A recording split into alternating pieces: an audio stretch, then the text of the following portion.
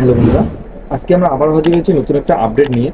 আজকে আমরা যে বিষয় নিয়ে আলোচনা করব, কিভাবে আপনারা বাড়িতে বসে নিজের জমির তথ্য, খতিয়ান নম্বর এবং দাগ নম্বর যেটা রয়েছে তার বিস্তারিত আপনারা জানতে পারবেন বা দেখতে পারবেন, সেই বিষয় নিয়ে কমপ্লিট আজকে আমরা এই ভিডিওতে আলোচনা করব।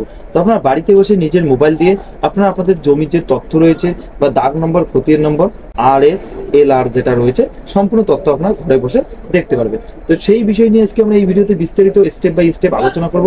আপনারা যদি এই চ্যানেলে নতুন হয়ে থাকেন, চ্যানেলটিকে অবশ্যই সাবস্ক্রাইব করে বেল আইকনে ক্লিক করে রাখবেন এরকম নতুন নতুন আপডেট সবার আগে পাওয়ার জন্য। তো আপনাদেরকে যেটা করতে হবে, সবার প্রথমে কিন্তু আপনাদের যেটা বলা হয়েছে বঙ্গভূমির যেটা অফিসিয়াল ওয়েবসাইট রয়েছে সেই অফিসিয়াল ওয়েবসাইটে কিন্তু আপনাদেরকে ভিজিট করতে হবে। আমি লিঙ্ক ডিসক্রিপশনে দিয়ে দেবো, সেখানে ক্লিক করে কিন্তু সরাসরি আপনারা এই পেজে আসতে পারবেন। এছাড়াও যেটা অফিসিয়াল ওয়েবসাইট বলা হয়েছে বঙ্গভূমি.gov.in, এটা কিন্তু অফিসিয়াল ওয়েবসাইট। তো এই অফিসিয়াল ওয়েবসাইটে কিন্তু সরাসরি আপনারা ভিজিট করতে পারবেন। তো আপনার চাইলে কিন্তু নিজের মোবাইল দিয়েও ভিজিট করতে পারেন, এছাড়া আপনার ডেস্কটপ অথবা ল্যাপটপে কিন্তু আপনারা করতে পারবেন। তো আমরা চলে এসেছি সরাসরি ল্যাপটপের স্ক্রিনে।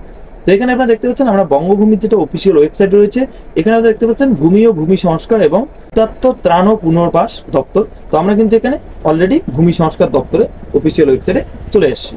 যখনই আপনার অফিসিয়াল ওয়েবসাইটে ভিজিট করবেন, করার পর কিন্তু আপনাদের কাছে এরকম একটা ইন্টারফেস বা একটা ড্যাশবোর্ড কিন্তু চলে আসবে। এখানে আপনারা বিভিন্ন ধরনের তথ্য পেয়ে যাবেন। এখানে কিন্তু জমির তথ্য বা দাগের তথ্য দেখার জন্য কিন্তু এখানে আপনাদের নর্মাল একটা আপনাদের সবার প্রথমে অ্যাকাউন্ট তৈরি করে নিতে হবে। অ্যাকাউন্ট তৈরি করার পর কিন্তু আপনারা এখানে এই অফিসিয়াল ওয়েবসাইটে বা আপনারা এখানে জমির তথ্য বিষয়ে জানতে পারবেন। অ্যাকাউন্ট তৈরি করার জন্য সবার প্রথমে আপনাদেরকে যেটা করতে হবে, নো ইওর প্রপার্টি যেটা রয়েছে সেই নো ইওর প্রপার্টিতে কিন্তু সবার প্রথমে আপনাদেরকে ক্লিক করে দিতে হবে। ক্লিক করার পর আপনাদের কাছে এরকম একটা নতুন ইন্টারফেস চলে আসবে। তো এখানে আপনারা দেখতে পাচ্ছেন লগ ইন ইওর অ্যাকাউন্ট।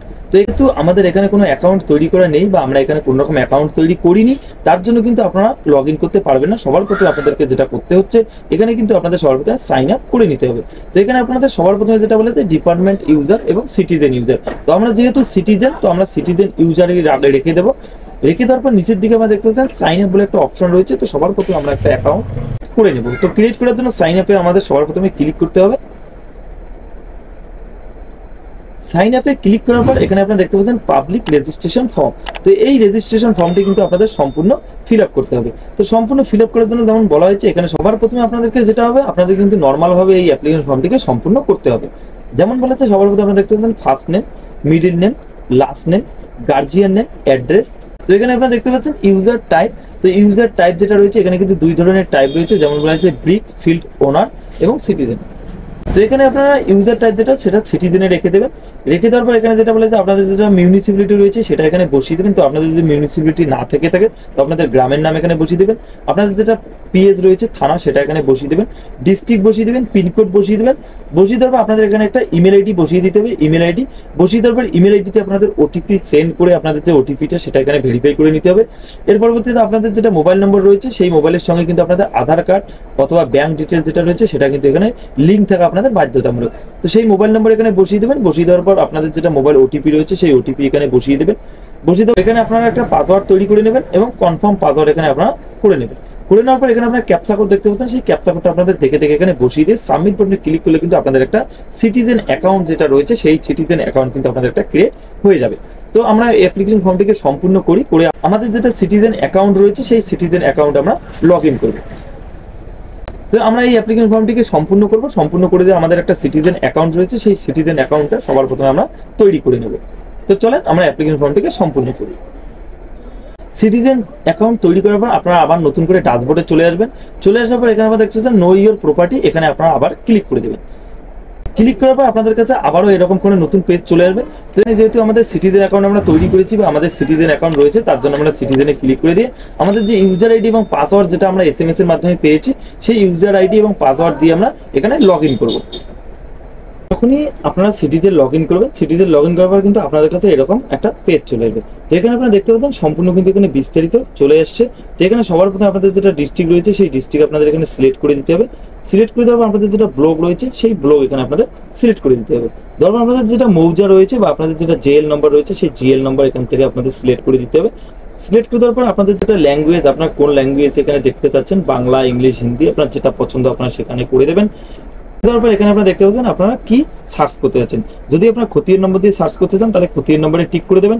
এছাড়াও যদি আপনারা লেস খতিয়ান নম্বর দিয়ে যদি সার্চ করতে চান আপনারা এখান থেকে সার্চ করতে পারেন। খতিয়ান নম্বরে কিন্তু এখানে বিভিন্ন ভাগ রয়েছে, তো আপনারা যেভাবে করতে যাচ্ছেন অবশ্যই এখানে করতে পারেন।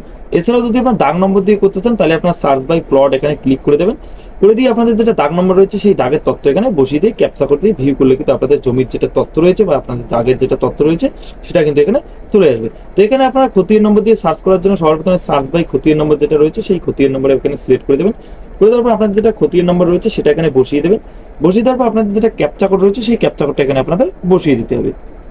ক্যাপচা কোডটা বসিয়ে দিয়ে আপনারা ভিউয়ে ক্লিক করে দেবেন। ভিউয়ে ক্লিক করার পর কিন্তু আপনাদের যেটা যে খতিয়ান নম্বর তথ্য দিয়েছেন বা যে খতিয়ান নম্বর আপনারা দিয়েছেন সেই খতিয়ানের যেটা তথ্য রয়েছে সম্পূর্ণ কিন্তু আপনাদের এখানে চলে আসবে। তো আপনাদের একটু সময় লাগতে পারে, একটু কিন্তু আপনাদের ইন্টারনেটের স্পিডের উপর নির্ভর করে কিন্তু এখানে আপনাদের তথ্যটা চলে আসবে।